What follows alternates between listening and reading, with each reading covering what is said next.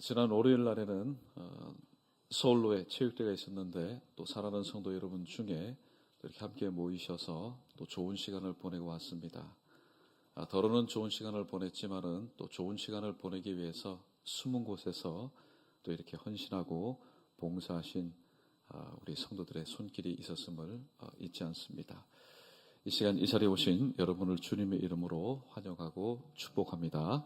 우리 앞뒤 계신 성도 여러분을 향해서 사람의 그런 말로 하지 마시고 주님께서 오늘도 축복하시는 그런 모습으로 우리 샬롬으로 크게 한번 소리를 향해서 축복합니다. 샬롬. 네.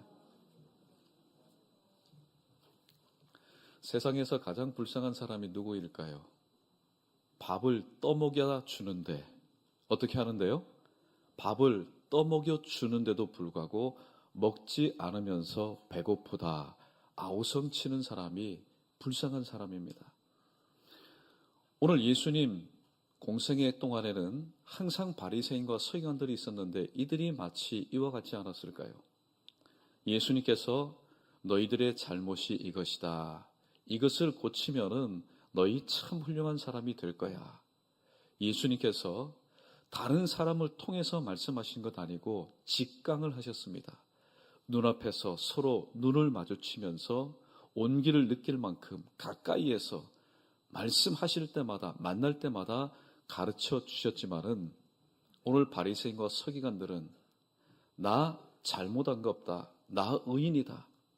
그렇게 살아갔던 사람들입니다.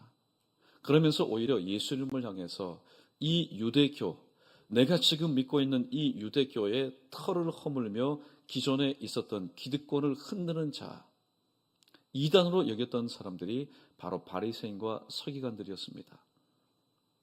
이들을 향해서 오늘 예수님께서 마지막으로 오늘 그들의 잘못에 대해서 지적하시면서 또 말씀하시는 그런 장면이 기록되어 있습니다. 자신의 무지와 고집으로 인해서 하나님의 선자를 죽이게 된 것에 대한 강도 높은 책망을 지금 하고 계십니다. 하나님의 보냄을 받은 사람들이 때로는 죽임을 당하였습니다.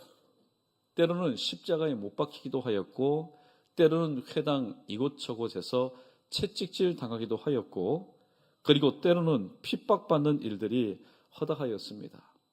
왜 이런 일들이 있었을까요? 그것은 하나님의 보내신 사람이라는 사실을 깨닫지 못하였기 때문입니다. 오늘 예수님께서 하시는 관점은 과거에도 이런 일이 있었는데 앞으로도 내 제자들을 향해서 그러한 일들이 누구의 손에 의해서 바로 너희들의 손에 의해서 자행될 것이라고 말씀하고 있습니다. 실질적으로 예수님의 제자들이 이전에 보냄을 받았던 하나님의 사람들처럼 그들은 죽임을 당하였고 또 십자가에 못 박힌 사람도 있었고 회당에서 채찍질을 당한 사람도 있었고 그리고 집요하게 따라다니는 유대인들에 의해서 핍박당한 사람들이 있었다는 사실입니다. 예수님께서는 이 바리새인과 서기관들을 향하여서 너희는 참 교만하다, 외식하다 그렇게 말씀하였습니다. 이 바리새인과 서기관들이 왜 이런 마음을 품게 되었을까요? 왜 자기들만이 최고고 자기들만이 옳다고 생각했을까요? 두 가지 이유입니다. 첫 번째는 상대방보다 내가 우월하다. 나는 하나님의 선민이다. 하나님의 선민 중에서도 하나님의 말씀을 붙잡고 있는 사람이라는 남보다 내가 낫다라는 그런 우월성을 가지고 있었기 때문에 그 다음에 두 번째는 상대방과 나는 근본적으로 다르다라는 그런 생각을 가지고 있었기 때문입니다. 오늘 말씀이 주는 교훈의 말씀을 한 절 한 절 우리 상고해 보도록 하겠습니다. 먼저 우리 29절 말씀 우리 다시 한번 읽어보겠습니다. 29절입니다. 시작. 화 있을진저 외식하는 서기관들과 바리새인들이여 너희는 선지자들의 무덤을 만들고 의인들의 비석을 꾸미며 이르되 아멘. 진정성이 없는 존경, 사람이요 얼마든지 마음 없어도 존경할 수 있습니다. 나는 당신을 존경합니다. 그 아래서 머리 숙일 수도 있고 때로는 허리까지 90도로 숙여서 그를 존경하는 표시는 할 수 있습니다. 그러나 진정성이 없는 그런 존경심은 결국에는 자기의 죄목을 더욱더 가중시킬 뿐이라는 사실을 첫 번째로 교훈해 주고 있습니다. 일반적으로 사람들 중에서는 그런 일들이 많습니다. 하나님의 형상대로 지음을 받은 피조물들 중에 사람 외에 다른 동물들을 한번 보십시오. 위대한 동물 혹은 자기보다 우세한 동물, 물론 꼬랑지를 내립니다. 머리를 숙입니다. 그러나 사람들만큼은요, 위대한 업적을 남긴 사람이 있으면은 그 사람이 살아있는 동안에도 그를 존중합니다. 그를 찬양합니다. 그를 기념합니다. 어떤 경우에는 살아있음에도 불구하고 동상을 만들어서 그에 대한 예를 표하는 것을 보게 됩니다. 혹시 그가 돌아가신 고인이라면은 그가 일평생에 사용했던 것이 무엇이냐? 손때 묻은 모든 것들을 귀한 분일수록 또 그분이 나라 가운데 갇혀 있는 분일수록 방탄유리 가운데 그의 유품을 전시하여서 기리는 것을 보게 됩니다. 어떻게 보면은 선대에 대한 후대의 예의라고 말할 수 있습니다. 오늘 본문에서 바리새인과 서기관들도 마찬가지였습니다. 이들에게도 샘플이 있지 않겠습니까? 이들에게도 롤모델이 있지 않겠습니까? 선지자들 중에 그들이 존경할 만한 사람들, 무덤을 그들이 만들었습니다. 그냥 만들었겠습니까? 멋있게 만들었겠지요. 또 의인들의 비석을 그들은 세워서 기렸습니다. 그런데 엄청난 자기 기만에 빠진 것은 지금 자신들 앞에서 진리의 말씀을 증거하는 예수님을 그들이 모르고 있었다는 겁니다. 그리고 두 번째는 뭐냐면은 자신들이 선지자들과 의인들을 죽인 후손임을 여전히 깨닫지 못하고 있었다는 사실. 그리고 세 번째, 그러면서도 조상들의 죄를 들어서 우리가 만약에 조상 때에 있었다면은 조상들이 하나님의 선지자와 의인들을 죽이는 그 일에 우리는 최소한 동참하지 않았을 것입니다. 라고 지금 이야기하고 있다는 겁니다. 이러한 즉 자신의 그리고 조상들의 허물많은 득치는 이들을 향한 예수님의 오늘 7자 섞인 말씀이 무엇일까요? 우리 31절 말씀 우리 함께 읽어보겠습니다. 31절입니다. 시작. 그러면 너희가 선지자를 죽인 자의 자손임을 스스로 증명함이로다. 아멘. 무엇을 통해서 증명이 됩니까?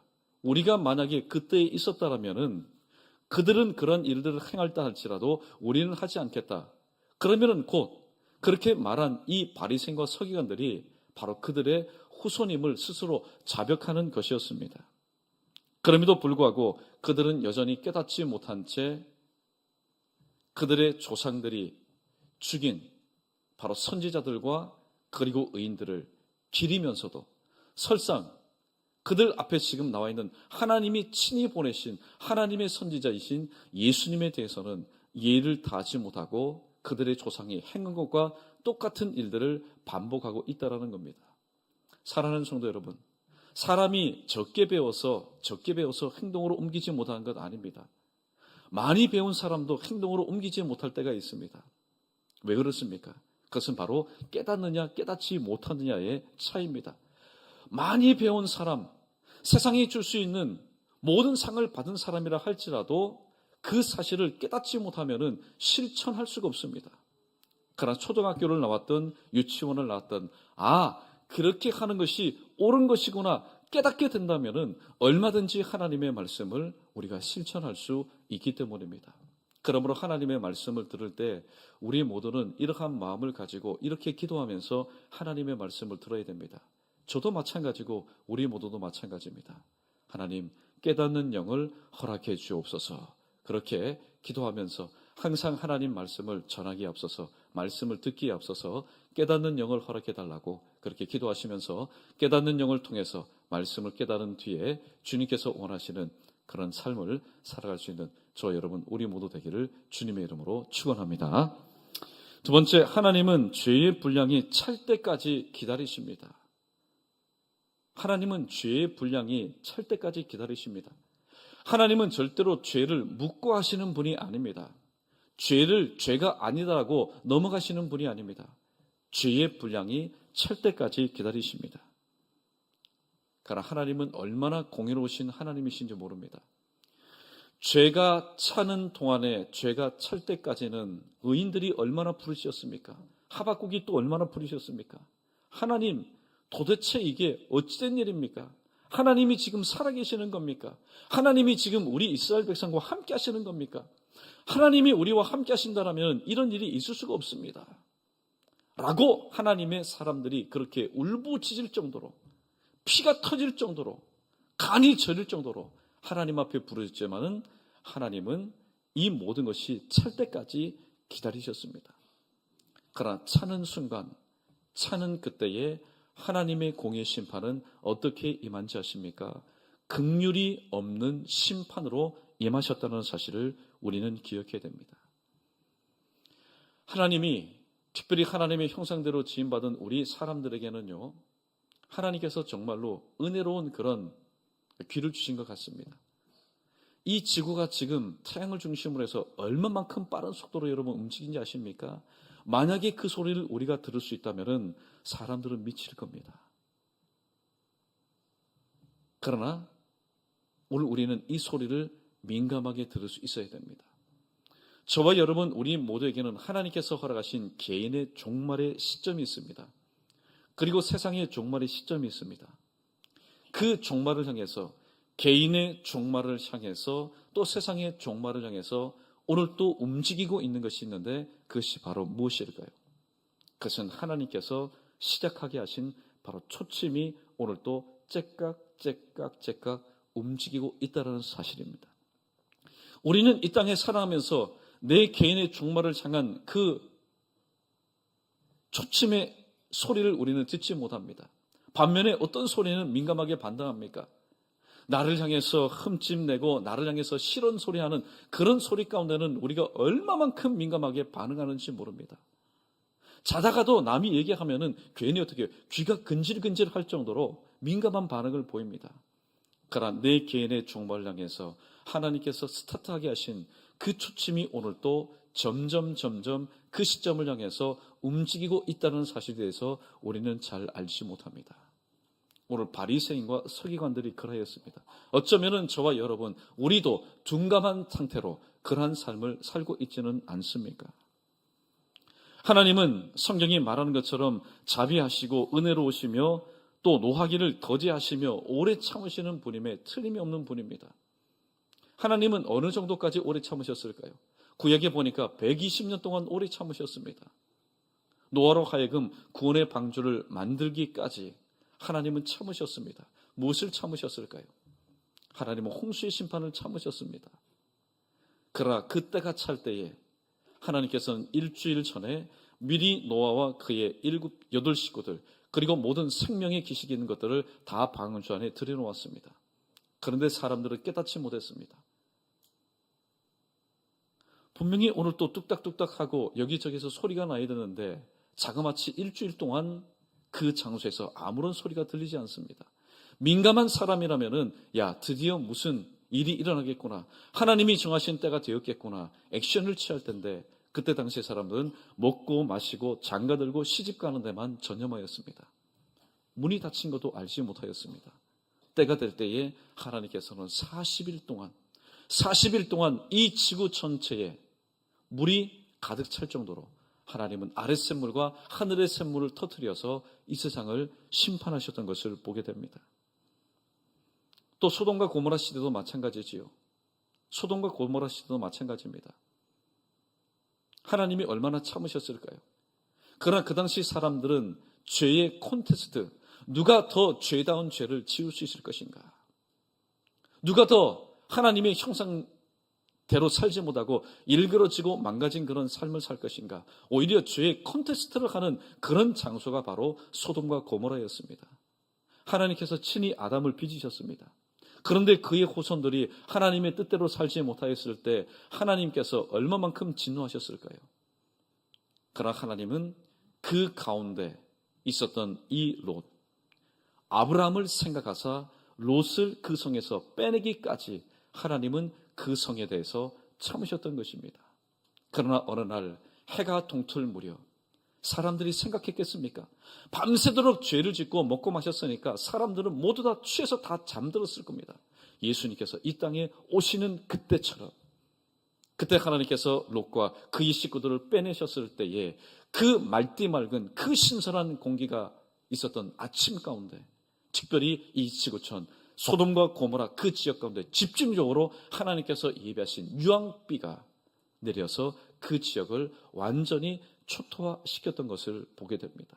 AD 79년입니다. 8월 24일 역사가 말합니다. 폼페이. 영화에서도 마찬가지고 여러분 가보셨으면은 여러 가지 많이 성적으로 타락하였던 그 시대상을 하나님께서는 가만히 두지 않았습니다.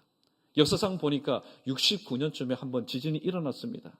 그런데 얼마만큼 문명과 경제력이 뒷받침됐는지 다시 그 폼페이시를 재건하였습니다. 그러나 하나님은요, 하나님의 뜻대로 살지 않는 도시가 다시 재건될 때 하나님은 가만히 두지 않습니다. 하나님은 아예 사람들이 손대지 못할 정도로 잿더미가 되게 만드셨던 것을 보게 됩니다. 오늘날 이러한 자연현상들은 우리 주변의 현장에서 여러 가지 화산과 또 지진의 현상을 통해서 일어나고 있는 것을 보게 됩니다. 우리 대한민국도 여러분 안심할 수가 없습니다. 특별히 경주 지역 그리고 여기저기에서 산발적으로 또 일어나는 지진을 볼 때에 우리나라도 결코 안전하지는 못합니다. 하나님은 자꾸만 신호를 줍니다. 인류를 향해서 신호를 줍니다. 너희가 노아 시대의 그 시대상을 알지 못하느냐? 소돔과 고모라를 향한 나의 뜻을 알지 못하느냐? 폼페이를 향한 나의 뜻을 알지 못하느냐? 지금 발리 전 세계인들이 여러분 모여드는 휴양지 아닙니까? 그러나 그 아공 화산 언제 폭발할지 모르는 가운데 있습니다. 힌두교에 어떻게 보면은 여러분 총산지라고 말할 수 있습니다. 불교보다도 더 잡다한 힌두교가 있는 그 발리. 그러나 우리나라도 마찬가지입니다. 우리는 일어나는 이 시대의 상황을 통해서 하나님께서 오늘도 그 못된 민족, 그 못된 나라에게만 하나님께서 신호하시는구나 그렇게 생각할 것이 아니라 지구촌에서 우리는 함께 살아가는 사람들 아닙니까? 하나님께서 오늘 또 기도하지 못하는 나를 향해서 오늘 또 말씀하시는구나. 우리가 그렇게 기억하고 생각할 수 있다면은 하나님이 세우신 바로 이 나라와 이 민족 그리고 하나님께서 세우신 각 사회 공동체 그리고 가정들이 다시 한번 깨어서 하나님 뜻 앞에서 머리 숙여 기도하며 하나님 불쌍히 여겨주십시오. 남주 유다가 멸망할 때 공의를 찾고 진리를 찾는 이가 한 명이라도 있으면 내가 이 성을 살리라 그렇게 말씀하셨는데 하나님께서는 한 명도 찾아볼 수 없을 때 남주 유다 하나님이 세우신 나라 아닙니까? 하나님은 가차없이 버리셨습니다. 우리는 이방인 출신 예수님을 믿는 사람들 아닙니까? 그러므로 우리가 오늘 또 이 나라를 살릴 수 있고 여러분이 살 수 있는 유일한 방법은 뭡니까? 다른 것 없습니다. 다른 것 없습니다. 하나님께서 약속하신 그 말씀을 붙잡고 기도하는 겁니다. 하나님께서 이런 사람을 찾을 때에 성을 멸하지 않는다고 했는데 부끄럽지만은 오늘도 이 대한민국 가운데는 기도원과 기도초소와 또 예배당에서 하나님을 찾는 이들이 있습니다. 저희들의 무릎 꿇음과 저희들의 눈물을 보시고 주님께서 이 땅과 이 나라를 용서하시고 다시 한번 저에게 의를 베풀어 달라고. 여러분 하나님은 죄의 분량이 찰 때까지 계시는 분인지 안 계시는 분인지 모를 정도로 가만히 계십니다. 그러나 하나님께서 가만히 계시겠습니까? 아닙니다. 시대마다 사람을 통해서 회개해라. 너의 종말의 초침이 이제 1시간밖에 남지 않았다. 이제 10분밖에 남지 않았다. 이제 1분밖에 남지 않았다. 이제 10초밖에 남지 않았다. 여러분 우리는 그런 하나님의 그 소리를 우리가 민감하게 들을 수 있어야 됩니다. 그 소리에 민감하지 못하면은 지금 세상 얼마나 여러분 살기 좋은 세상입니까? 물론 개인차는 있겠지만은 10년 전, 20년 전, 30년 전 잿더미가 된 그 시대보다는 얼마나 여러분 살기 좋은 시대입니까? 하나님의 말씀 들리지 않습니다. 하나님의 말씀이 마음 가운데 새겨지지 않습니다. 그러나 하나님은 죄의 분량이 찰 때까지 기다리시면은 그냥 기다리시는 분이 아니라 오늘도 말씀을 통해서 이제 얼마 남지 않았다. 이제 얼마 남지 않았다. 이 예수님의 음성을 가장 여러분 잘 활용한 사람이 누구입니까? 예수님 십자가 달리셨을 때 한편의 그 강도가 그냥 말한 게 아닙니다. 주님께서는 마지막 순간까지 하나님이여 저희 죄를 저희가 알지 못합니다. 저희 죄를 저에게 돌리지 마옵소서. 그 음성을 들었던 이 한편 강도가 얼마 남지 않은 자기의 생애를 가장 잘 활용해서 바로 주님께서 운명하실 때에 하나님 나라에 함께한 자 아니겠습니까? 사랑하는 성도 여러분, 오늘 우리 임 장로님 또 말씀을 전하는데 잘 들리지 않으니까 또 귀를 대고 이렇게 말씀을 듣는 가운데 있습니다. 아무쪼록 여러분, 육신의 말도 마찬가지지만은 하나님께서 오늘 또 우리에게 허락하시는 우리 개인의 종말과 세상의 종말을 향한 그 준엄하신 음성 가운데 민감하게 반응하셔서 늘 깨어 기도로 준비하여 마라나다 주 예수여 오시옵소서라고 그렇게 준비할 수 있는 저희 여러분, 우리 모두 되기를 주님의 이름으로 축원합니다. 세 번째, 행위는 자유지만은 그 결과는 책임져야 한다는 사실을 오늘 33절 말씀을 통해서 우리에게 교훈합니다. 33절 말씀 함께 있습니다. 시작. 뱀들아, 독사의 새끼들아, 너희가 어떻게 지옥의 판결을 피하겠느냐. 아멘. 오늘 세례와는 예수님보다 6개월 먼저 오셔서 예수님께서 행하실 그 길을 대로를 닦은 바로 사람이었습니다. 이 세례요한도 바리새인과 서기관들 향해서 똑같은 말하였습니다. 뱀아, 이 독사의 자식들아. 그런데 예수님도 똑같은 표현을 하고 있습니다. 특별히 예수님께서 이 바리새인과 서기관들 향해서 뱀이라고 또 독사의 자식이라고 표현한 이유가 무엇입니까? 예수님은 그들의 중심을 보신 분입니다. 중심뿐만이 아니라 그들의 배후에서 누가 그들의 전 인격을 좌지우지하면서 하나님의 복음의 사회 가운데 대적하고 있었던 사실을 예수님은 아셨습니다. 누구였을까요? 사단이라는 사실을 알고 있었기 때문에 뱀은 사단을 의미하고 있습니다. 그래서 그들을 향해서 이 뱀들아, 이 독사의 자식들아, 그렇게 예수님이 책망하셨던 것입니다. 오늘 이들은 지옥의 판결을 피할 수가 없었습니다. 여러분, 이 땅에서의 판결은요, 살다가 잘못을 뉘우치면 다시 또 나와서 정상적인 삶을 살 수가 있습니다. 그러나 지옥의 판결이라는 것은 영원한 죽음을 의미합니다. 거기에는 없는 것들이 참 너무나 많은데 우리가 꼭 기억해야 될 것이 있습니다. 거기에는 눈물도 필요가 없습니다. 거기에는 회개도 필요가 없습니다. 거기에는 기회도 필요가 없습니다. 만약에 이 땅에서 눈물 흘린다면 사실 그 흐르는 눈물 앞에 녹지 않을 마음들이 어디 있겠습니까? 또 회개하면 용서받지 못할 일이 어디 있겠습니까? 눈물을 통해서 회개한 자에게 기회가 주어지지 않겠습니까? 이 땅에서는 얼마든지 주어집니다. 그러나 우리가 잘 알고 있는 것처럼 한 부자가 지옥에서 그는 아마 눈물을 콧물을 흘리며 울었을 겁니다. 그리고 철저히 회개했을 겁니다. 그러나 그에게는 기회가 주어지지 않았던 것입니다. 오늘 지옥의 판결을 받은 그들의 이 땅에서의 행위는 무엇입니까? 오늘 많은 주님의 제자들이 죽임을 당했다고 말합니다. 여러분, 그동안에 들었던 말씀을 잘 기억하십시오. 최초에 하나님께서 세우신 교회 최초의 순교자는 누구였습니까? 바로 스데반 집사였습니다. 그리고 두 번째는 바로 야고보였습니다. 그리고 또한 그들은 십자가에 못 박혔습니다. 특별히 베드로를 보십시오. 내가 어찌 주님과 함께 똑같이 달릴 수 있겠습니까? 나를 거꾸로 십자가에 못 박아라. 베드로와 안드레, 그리고 또한 우리가 잘 알고 있는 다른 다수의 사도들 회당에서 채찍을 맞았습니다. 왜 맞았습니까? 진리 때문에 맞은 겁니다. 복음 때문에 맞은 겁니다. 바른 소리 하다가 맞은 겁니다. 그리고 특별히 우리가 알고 있는 바울. 바울을 한번 보십시오. 유대인들은 끈질깁니다. 내가 바울을 죽이지 않고는 내가 물도 마시지 않겠다. 40명의 결사들을 파견하여서 바울이 가는 곳마다 그 발자취를 뒤추적해서 끝까지 가서 바울이 복음을 증거할 때 아니다 사람들을 선동해서 바울의 입을 틀어막으려고 그렇게 많이 핍박하였던 것을 보게 됩니다.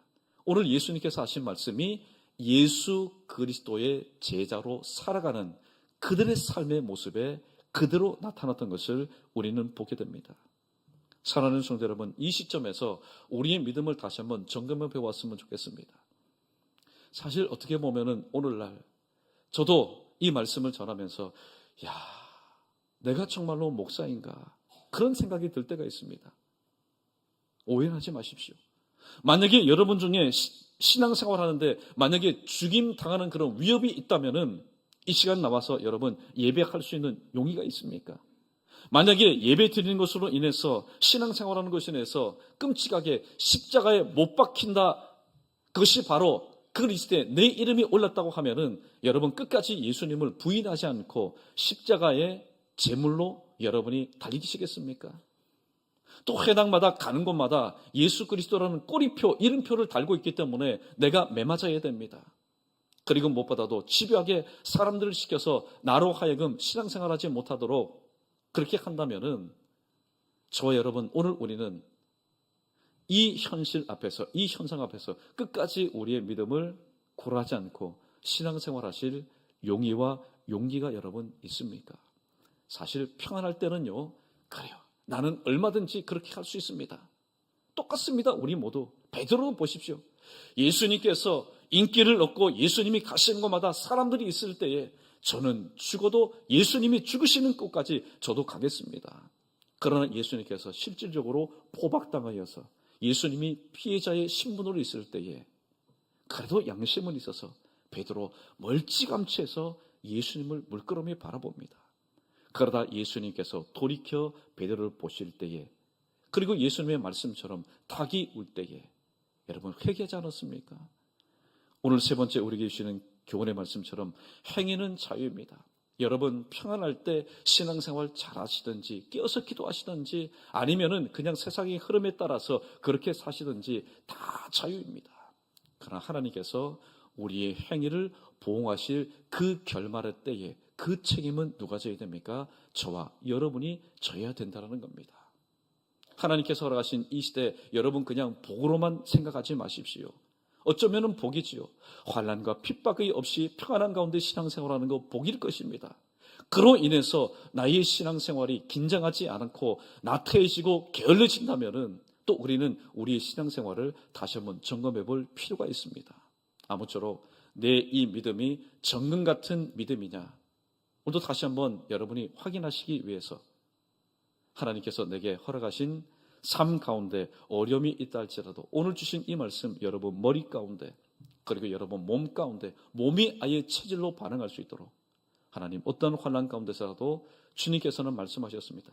의인에게는 많은 고난이 있지만은 하나님께서 그 모든 고난에서 건지신다 말씀하셨으니 하나님 저의 인생을 주님 앞에 맡겨드립니다. 하나님께서 원하시는 그런 유종의 미, 살아생전에도 그런 삶을 살 수 있도록 내게 은혜 덧입혀 달라고 하나님께 전적으로 맡겨드리는 삶을 살 수 있는 우리 모두 되기를 다시 한번 주님의 이름으로 축원합니다. 마지막 네 번째입니다. 우리 크게 한번 따라해봅니다. 삶의 오점은 역사의 오점으로 남습니다. 이게 두려운 겁니다. 이게 두려운 겁니다. 신앙생활하는 우리의 삶 가운데 달리 두려운 게 아닙니다. 내가 지금 살고 있는 이 시점에서 남긴 오점은 길이 역사로 남는다라는 겁니다.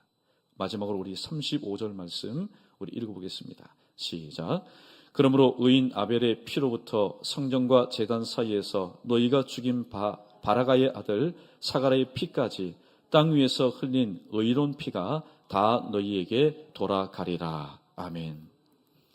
오늘 예수님께서 말씀합니다. 의인 아벨의 피로부터 바라가의 아들 사가라의 피까지 이 땅에서 흘린 모든 의인의 피가 너희에게로 돌아가리라. 그렇게 말씀합니다. 오늘 성경 지식 한 가지 말씀드립니다. 이 유대인들이 가지고 있는 이 성경의 순서는 우리가 가지고 있는 성경의 순서와는 좀 다릅니다. 제일 먼저 나와 있는 게 뭐냐면은 창세기요. 그 다음에 마지막에 유대인들이 오늘 보는 성경의 마지막 성경은 역대하입니다. 그래서 예수님께서 의인 아벨의 피, 창세기 기록됐죠. 그 다음에 마지막 바라가의 아들 사가랴, 이는 역대하 24장에 기록된 인물입니다. 그러니까 예수님의 말씀이 맞습니다. 우리는 의인 아벨의 피, 왜 의인 아벨이 피를 흘리는지 우리는 잘 알고 있습니다. 가인의 시기로 인해서 하나님께서 동생의 제사는 받아주시고 자신의 제사를 받아주지 않는다라는 그 이유로 인해서 이 의인 아벨이 죽임을 당했습니다.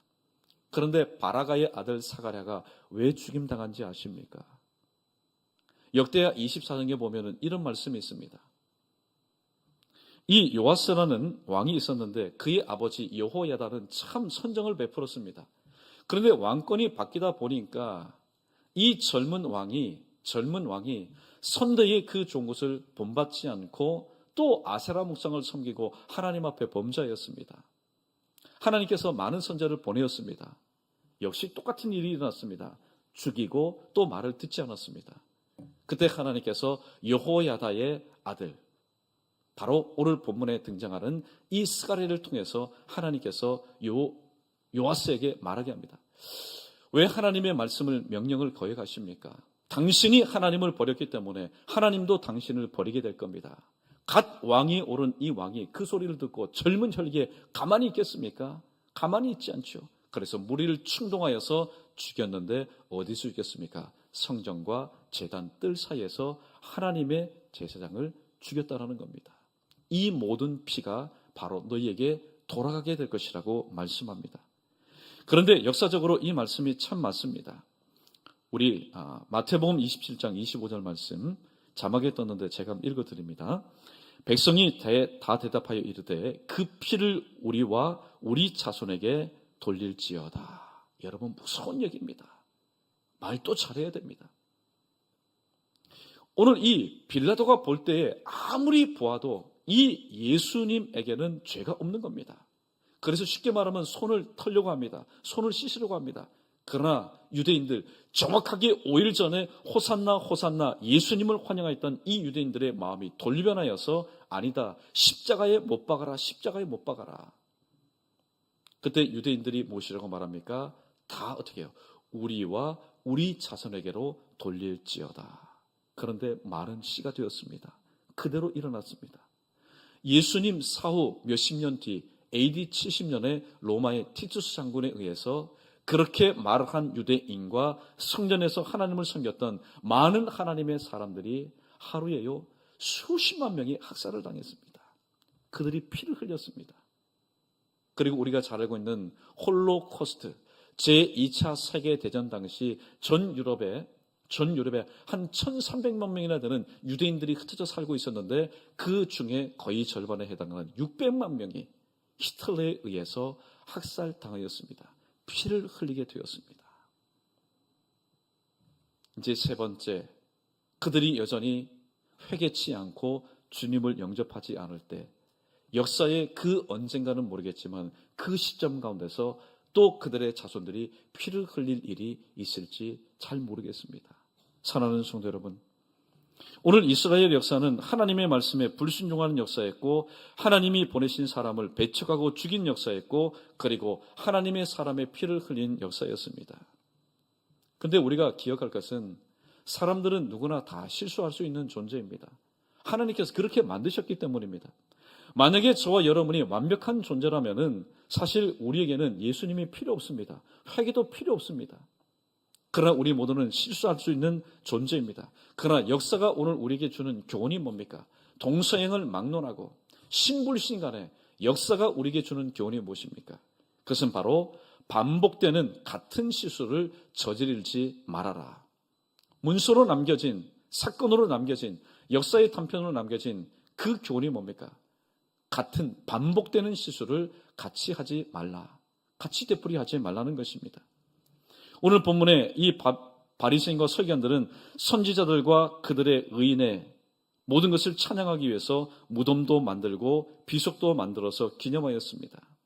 그러면서 우리가 만약에 그때 있었다면 그들이 행하는 것처럼 우리는 하나님의 선자를 죽이지 않을 겁니다.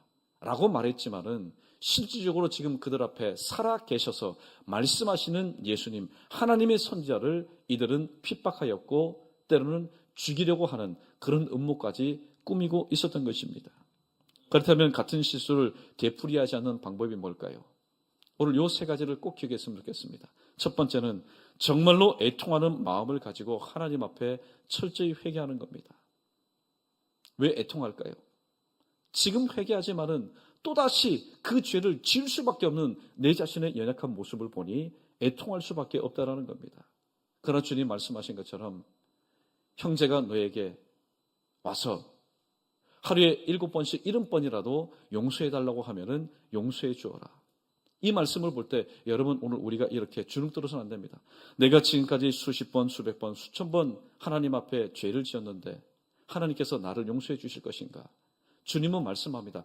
끊임없는 용서를 주님께서는 우리에게 허락해 주셨기 때문입니다. 그러므로 첫 번째, 애통하는 마음으로 회개하는 것. 두 번째는 말씀을 굳게 붙잡는 것입니다. 똑같은 실수를 반복하지 않는 두 번째 비결. 하나님의 약속의 말씀을 붙잡는 것입니다. 시편 119편 11절 내가 주께 범죄치 아니하려 하여 주의 말씀을 내 마음에 두었습니다. 내 마음에 두었다는 얘기는 뭡니까? 그 말씀을 내가 붙잡고 살겠다라는 겁니다. 내가 죄를 지을 만할 때에 내 안에 있는, 마음에 있는 하나님의 말씀이 요동칩니다. 그리고 누구를 바라보게 합니까? 너의 죄를 위해서 십자가에 못 박혀 죽으신 예수님을 바라보라고 자꾸만 죄를 지으려는 우리의 눈을 돌이켜서 주님을 바라보게 합니다. 그러므로 똑같은 죄를 범치 않기 위해서는 하나님의 말씀을 꼭 붙잡아야 되겠다. 그리고 마지막으로는 주님을 닮아가는 그런 삶을 살아가야 되겠다. 말씀을 정리합니다. 오늘 본문에 등장하는 바리새인과 서기관들, 여러분 자신을 똑 떠놓고 그들만 생각하지 마십시오. 오늘 예수님께서는 2000년 전에 예수님 눈앞에 보여있는 바리새인과 서기관들을 향해서 말했지만은 오늘 저와 여러분을 향해서도 말씀하는 겁니다. 여전히 우리가 신앙생활하고 하나님을 믿지만은 깨닫지 못한 채 내 고집과 회개치 아니하는 마음으로 이것이 하나님을 섬기는 예라고 말하는 저와 여러분들에게 주님께서 말씀하는 겁니다. 주님은 오늘 또 날마다 우리에게 찾아오셔서 말씀합니다. 지난 주일을 말씀드린 것처럼 변화되어야 될 우리의 영역이 있기 때문에 또 고쳐야 될 우리의 삶의 모습이 있기 때문에 주님은 자꾸만 말씀하십니다. 그러나 그 말씀을 우리가 듣고 싶어도 듣지 못할 때가 곧 올 것입니다. 그러나 그때는 기회가 없습니다. 사랑하는 성도 여러분, 저는 요즘 이런 말 듣기가 참 여러분 그립습니다. 제가 목회할 때에 담임 목사님들 일전에 말씀드린 것처럼 3번을 모셨는데 2번은 이미 다 하나님 불러가셨습니다. 때로는 하나님 귀한 사역을 감당하다가 판단이 잘 설지 않을 때가 있어요. 이때 목사님이라면 나에게 어떻게 말씀하였을까? 때로는 질타하는, 꾸중하는 그런 목소리도 듣고 싶을 때가 있습니다. 그리고 때로는 말씀 없이 그냥 인자하게 웃는 그 모습을 보고 싶을 때도 있습니다. 그러나 지금은 그렇게 할 수가 없습니다. 사람과 사람과의 관계에 있어서도 이런 끈끈한 정이 있다거든 주님께서 오늘 또 우리에게 하신 말씀은 내가 살아있을 동안에는 얼마든지 기회가 있습니다.